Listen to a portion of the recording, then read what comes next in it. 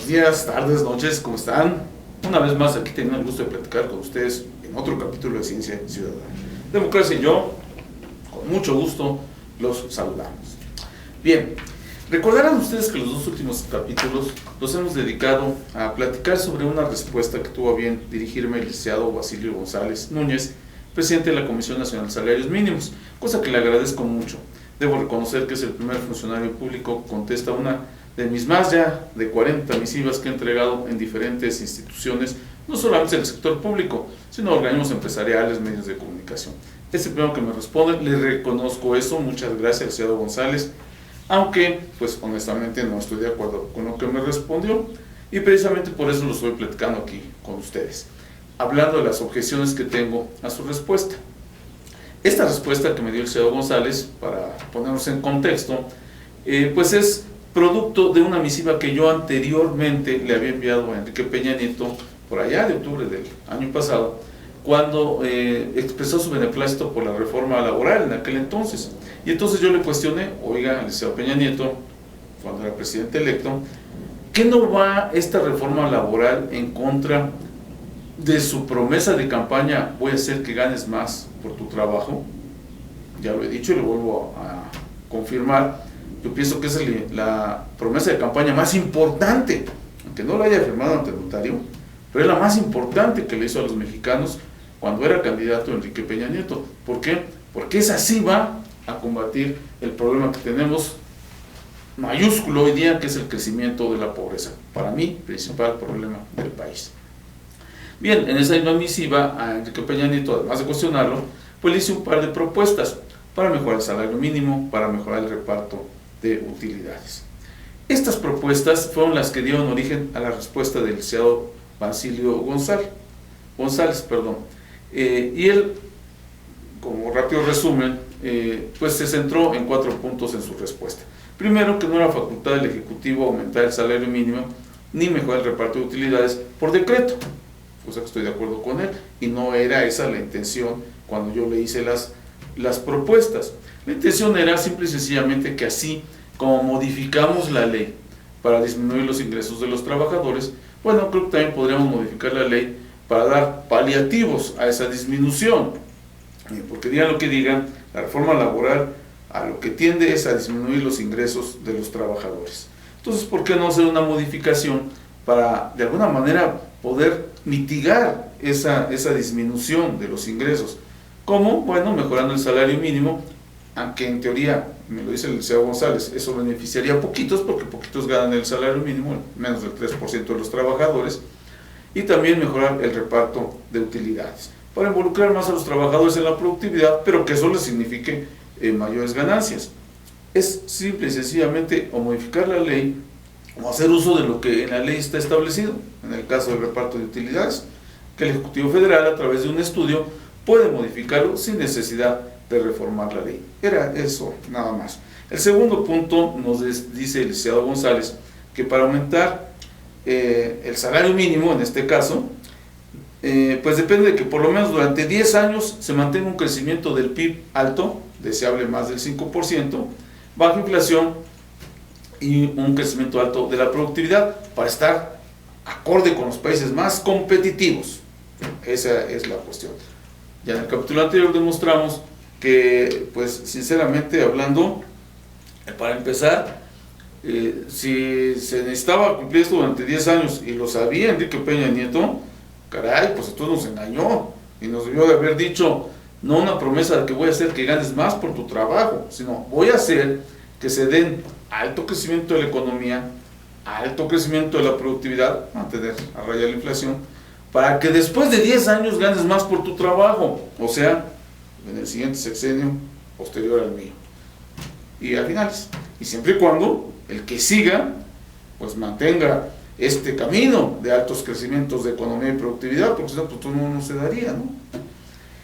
En el tercer punto nos dice el licenciado González que en consecuencia, para que Peña Nieto cumpla su promesa de voy a hacer que ganes más por tu trabajo, su estrategia está enfocada en hacer que se den las condiciones macroeconómicas que ya señalé. Ampliamente demostramos en el capítulo anterior que pues eso no es cierto. Países que han tenido alto crecimiento de la economía y de la productividad, pues no han incrementado de manera importante sus salarios. Algunos de ellos hasta los ha bajado. Estonia, creo que era el ejemplo. Y por otro lado, países con el más alto nivel de calidad de vida, índice de desarrollo humano, como técnicamente se califica, pues no han tenido altos crecimientos ni de la productividad ni de la economía, y han tenido un alto crecimiento de los salarios. Por ahí mencionamos que incluso por ahí está el caso de Noruega, si mal no recuerdo, lo tengo por aquí. Aquí está. México tiene crecimientos superiores a Nueva Zelanda y Noruega, ¿sí? Y en ambos casos ellos tienen crecimiento de los salarios más altos que los nuestros. Bueno, los nuestros van para abajo, no más, es que no hay crecimiento, ¿sí? Entonces, ¿cómo lo hicimos? Tenemos mejor crecimiento económico de la productividad que Noruega y Nueva Zelanda, y no tenemos mejores sueldos que ellos, o mejores crecimientos de salarios que ellos. Luego entonces, pues no, la verdad es que no se compara.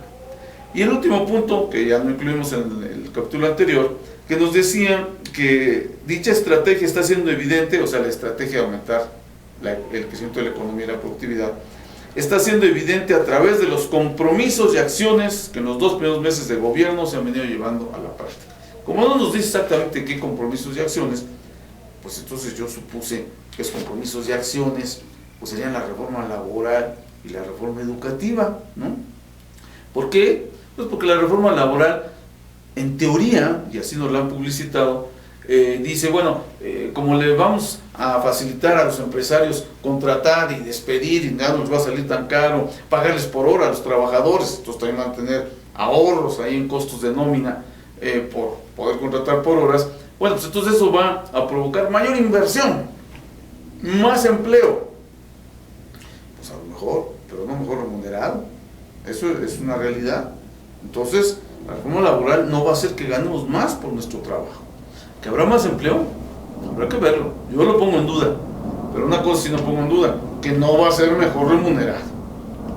El otro punto donde nos dice que la productividad es la que nos va a hacer ganar más por nuestro trabajo, pues nos dice que la estrategia aquí es la reforma educativa. Pues nos da a entender eso, ¿no? ¿Por qué? Eso sí me lo dice el licenciado González, que al elevar la escolaridad, es decir, el promedio de años que pasa en la escuela el mexicano, el trabajador mexicano, va a elevar su capacidad laboral, ¿sí? Más años de estudio, mayor capacidad laboral. Suena lógico, ¿sí? Y en la práctica es así. Él nos hace una comparación, el señor González, que nos dice que contra Corea, por ejemplo, y los países desarrollados de Europa, el promedio de escolaridad es muy diferente. Mientras aquí no rebasa los 9 años, allá andan por los 15 y 17 años de estudio, y que por eso son más productivos los trabajadores. ¿Será verdad? ¿Será eso cierto? A ver, porque las cifras, la verdad es que nos dicen otra cosa, señor González. Si nosotros nos vamos a considerar que un elemento que demuestra la productividad de un país son sus exportaciones, cosa que así es, ¿sí? Porque la productividad nos da competitividad, la competitividad nos da exportaciones. Bueno, pues ¿qué cree, señor González? Resulta que dentro de 40 países integrados dentro de la OCDE, 34 que son miembros y 6 invitados, pues dentro de esos 40 países, en donde está México, México ocupa el lugar número 12, está dentro del primer tercio de países que exportan más. Ocupamos el lugar número 12 en exportación de productos manufacturados, por encima de países como Rusia, como Corea del Sur, que usted mismo nos pone de ejemplo a seguir. Exportamos más que Corea del Sur. Esos son lo que dicen los números. Ahí sí yo creo que no hay pues mucho que discutir. ¿Cómo es posible si Corea del Sur tiene más escolaridad en sus trabajadores? La realidad, señor González, es que es bueno, sin duda, aumentar el promedio escolar de los trabajadores, eso no se discute, Pero la verdad es que este no es un paso indispensable para que haya más productividad en las empresas. Basta con la capacitación. Creo que está plenamente demostrado que el trabajador mexicano es de los más competitivos en el mundo. Eso ya está demostrado. ¿Quiero un ejemplo? La industria automotriz. La industria automotriz usa una de las tecnologías más desarrolladas de punta, digamos, en el mundo, la industria automotriz mexicana. Y los trabajadores que la operan son mexicanos. Y están debidamente capacitados para hacerlo, y la prueba está, como lo presumió Felipe Calderón en su último informe de gobierno, que México ocupa el 4º lugar a nivel mundial en exportación de automóviles, por arriba de Estados Unidos. Luego entonces, no señor, la verdad es que la reforma educativa habrá servido para golpear al Bester Gordillo, para que el gobierno se hiciera publicidad, eso sí, para eso sí sirvió, pero para realmente aumentar la productividad en las empresas, no. Perdón, pero el camino no es por ahí. Luego entonces, señor González y todos los que me escuchan, si aceptáramos, aún aceptando, que de veras para que se eleven los salarios se necesita mayor crecimiento económico y productividad en las empresas, aún aceptándolo, pues ni la reforma laboral ni la reforma educativa son el camino para lograr esos crecimientos. Desgraciadamente no lo son. Hasta aquí es lo que concierne a la respuesta que me envió el licenciado González. Y la verdad, hasta aquí es que expreso una gran preocupación por lo que el gobierno piensa que tiene que hacer para sacarnos adelante. Yo sigo insistiendo que la promesa más importante que hizo Peña Nieto en su candidatura fue: voy a hacer que ganes más por tu trabajo. ¿Por qué es la más importante? Porque esa sí iba directamente a combatir el principal de nuestros problemas, que es la pobreza. ¿Y por qué la pobreza es el principal de nuestros problemas? Porque habiendo pobreza se fomenta la corrupción, crece la violencia, o sea, la inseguridad, se dificulta la educación, nadie aprende con el estómago vacío. Luego entonces tenemos que resolver primero el problema de la pobreza para después andar pensando en reformas estructurales, energéticas, de telecomunicaciones, laboral, educativa. Primero vamos a resolverlo primero, el punto de partida. No nos dejemos engañar, no seamos tan convenientemente ingenuos para pensar que de veras la reforma de las telecomunicaciones es para favorecer al pueblo. La reforma de las telecomunicaciones, y eso lo vamos a tocar en el próximo capítulo, no es más que un pleito entre ricos, entre dos magnates de la industria, Televisa, TV Azteca, el grupo del señor Carlos Slim, que se están tratando de disputar el pastel del que significa el negocio de las telecomunicaciones. Eso es, nada más.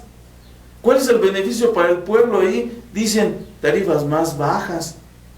Ah, caray, qué bueno. Entonces es importante que nos ahorremos lana en el celular, en el teléfono fijo, en la televisión de paga, ¿no? Es muy importante. No es importante que nos ahorremos lana, por ejemplo, a la hora de comer. Para nadie es un secreto que el costo de la canasta básica ha aumentado por arriba de la inflación y cada día menos mexicanos les alcanza para comprarla. ¿Qué acaso no es más importante comer que tener un celular, que ver la tele?